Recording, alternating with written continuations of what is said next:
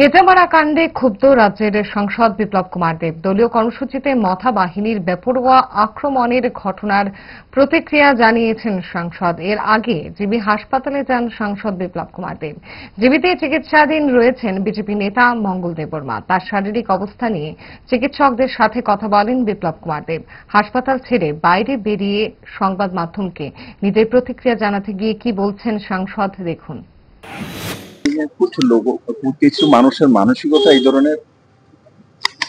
এই ধরনের মানসিকতা সম্পন্ন লোকের শাস্তি হওয়া উচিত।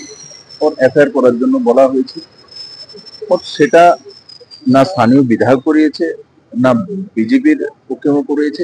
এই ধরনের কিছু মানে যেটাই বলে সমাজদ্রোহী, এরা সুযোগ খোঁজে কোথায় এগুলো করে নিজেদের বক্তব্য বানানোর জন্য। তো আমি কথা বলেছি, তো তাদের কিভাবে সাহায্য করা যায় সে বিষয়ে পদক্ষেপ নেওয়া।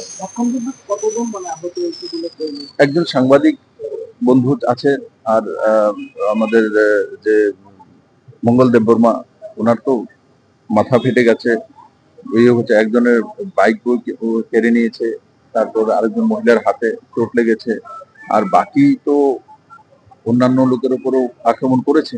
তো সেটা সোসাইটির জন্য ভালো না, অল আর টিপরা নিজেদের মধ্যে এগুলো করছে। এটা অন্তত আমাদের এই মানসিকতা আমরা অল আর ইকুয়ালিটি দেখি।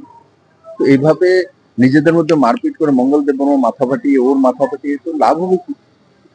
পাড়া প্রতিবেশী এক জায়গায় থাকে, এক মানসিকতা রাখতে হবে।